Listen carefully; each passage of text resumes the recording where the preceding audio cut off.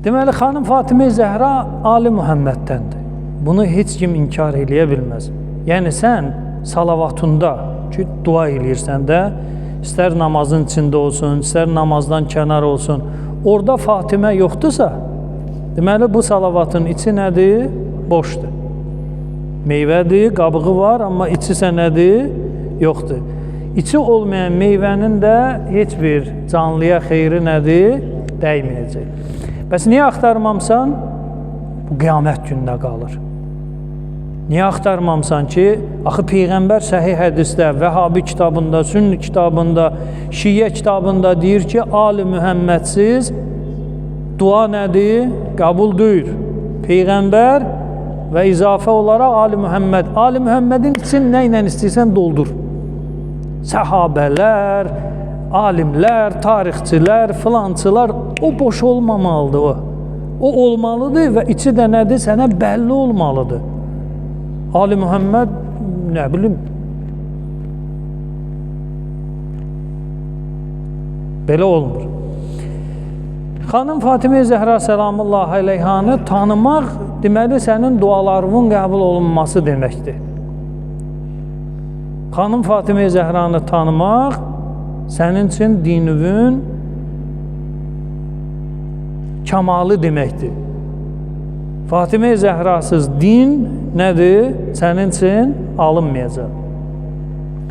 Səhih hədisdə, deməli, Hakim Nişapuri Müstədrək kitabında 4740 nömrəli hədisdə Fatimə Zəhraya Peyğəmbər verdiyi məqamları sayır.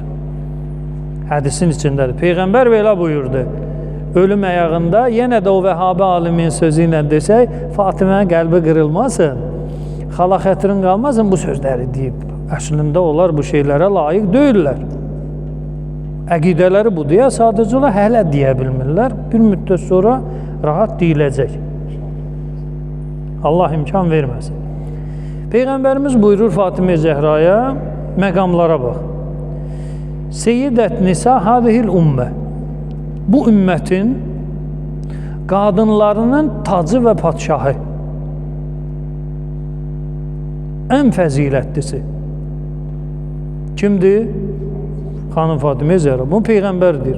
Hədis də səhihdir və Əhl-i Sünnə kitabıdır. Bu bir məqam. Ümmətdə nə qədər qadın olacaqsa, hamısının başı, hamısının padşahı, hamısından fəzilətlisi kim olacaq? Fatimə Zəhra.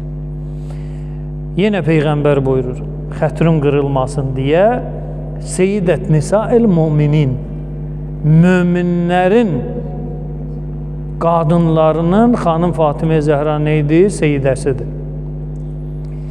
Ümmət ümumidir, mömin və qeyri-mömin. Hər cürə təbəqədən insan var. Peyğəmbər deyir, nə qədər qadın varsa, hamısının başı padşahı xanım Fatimə Zəhradır. Sonra Peyğəmbər mövzunu biraz daraldır. Deyir, Peyğəmbər buyurdu ki, bütün möminlərin nisasının seyyidəsi kimdir? Fatimə Zəhradır. Peyğəmbər yenə üfüqü böyüdür. Seyyidət nisa'il aləmin. Ümmət, möminlər və aləmlər. Aləmlərdə nə qədər nisa varsa, onların başı, tacı kimdir? İndi yenə sual veririk o qəlbində xəstəlik olanlara. Bu qəlb qırılması üçün belə bir söz deyərlərmi? Bu boyda da yox da, yəni belə deyək də, xətrin qırılmasının həddi var da. Bu yekəlikdə yox da, aləmlərin seyyidəsinin, qadınlarının seyyidəsi. Aləmlər, nə qədər aləm var? Ged axtar. Nisanın seyyidəsi nədir? Xanım Fatimə Zəhradır.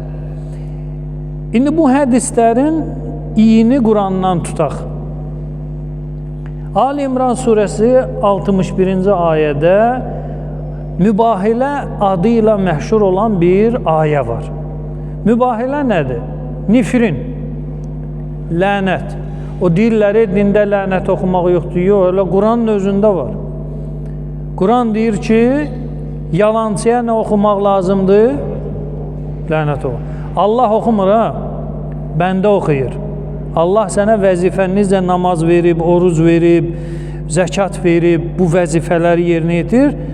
O vəzifələrdən də biri lənət oxumaqdır. Yəni lənət dində bəyənilən bir şeydir. Niyə? Çünki Allahın mesajıdır. Allahın əmridir. Əgər lənətə bir nəfər belə kəc baxsa ki, yox, lənət bəyənilən bir şey deyil, onda Quranla düz gəlməyəcək. İndi görək Quranda necədir? Axırdan oxuyum. Sümmə nəbtəhil. Nəbtəhil, yəni nifrin edək. Və tərcümələr hamısına baxın. 61, Ali İmran 61. İbtihal, yəni nifrin etmək. Və nec'al la'nətallah aləl kazibin. Və Allahın lənəti olsun kimə? Yalançılara. Allah Peyğəmbərə əmr edir.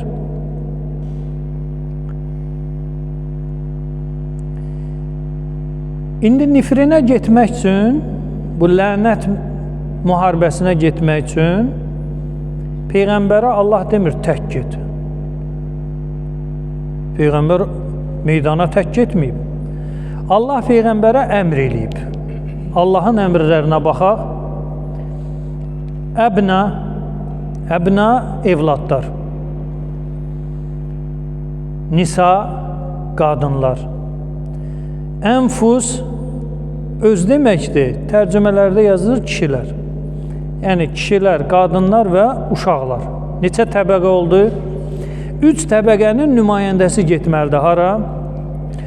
Uşaqları lənətləməyə apararlar. Bunların psixologiyası nə olur? Pozular. Nifrin nədir? Lənət nədir? Ay evin yıxılsın, başına daş düşsün, filan olsun. İstifadə olan nifrin qaydaları da deyək, kəlmələr. Uşağı apararlar ora. Uşağın psixologiyası nə olacaq? Pozulacaq. Amma Allah Quranda deyir ki, uşağı da apar. Uşağı hara aparır Peyğəmbər? Hara aparır Peyğəmbər uşağı? Nifrin mübarizəsinə. Kimi ilə? Başqa dinin nümayəndələri ilə. Qılıncla yox. Söz, amma sözün fərqli. Nifrin bölməsi. Deməli, Peyğəmbər uşağı özü ilə hara aparır? Bir davaya aparır. Hə də araşdırmada haqq kimdir? Araşdıraq görə haqq kimdir? Qadınlar və kişilər. Kişi kəlməsi bu ayədə tərcümə olunanda istər şiə tərcüməsi olsun, istər sünni tərcüməsi olsun, o ayənin qiymətini neyir? Azaldır. Ayənin böyük dəyərini məhv eləyir. Belə sıralama ilə düz çıxır. Uşaqlar, qadınlar və kişilər. Və reallıqda da baxanda kişilər, qadın və uşaqlar. Amma ayə elə demir axı. Ayə Həzrət Əliyə böyük bir nişan verir. Böyük bir ödül, dəyər verir. Tərcüməçilər bunu öldürməyə çalışır. Həzrət Əlidən yan keçsin. Allah demir kişilər, rical. Rical yəni kişilər. Allah deyir ənfus. Ənfus nəfsin cəmidir. Nəfs yəni öz. Öz. Peyğəmbər və öz. Özlər. Belə kəlmə kobud tərcüməsi belə. Və öz. Bu mənim özümdür. Kimi yox. Kimi hələ azdır. Özüm kimi, yəni mənə müəyyən şeylərdə bənzəyir, müəyyən şeylərdə özümdür. Allah Həzrət Əli ilə Peyğəmbərə kişilər deyərək müraciət eləmir, öz deyərək. O özü də çox incə bir məqamdır ki, tərcümələr Həzrət Əlidən onu yan keçirdir. Niyə? Nə vermişsiniz, ala bilmirsiniz? Belə dedə, Ya tərcümə içində yaz. Kişi yazma. Yaz Həzrət Əli Peyğəmbərin Allahın vəsfi ilə neyi sayılır? Özü sayılır. Nəfsin nəbi. Peyğəmbərin nəfsidir Həzrət Əli.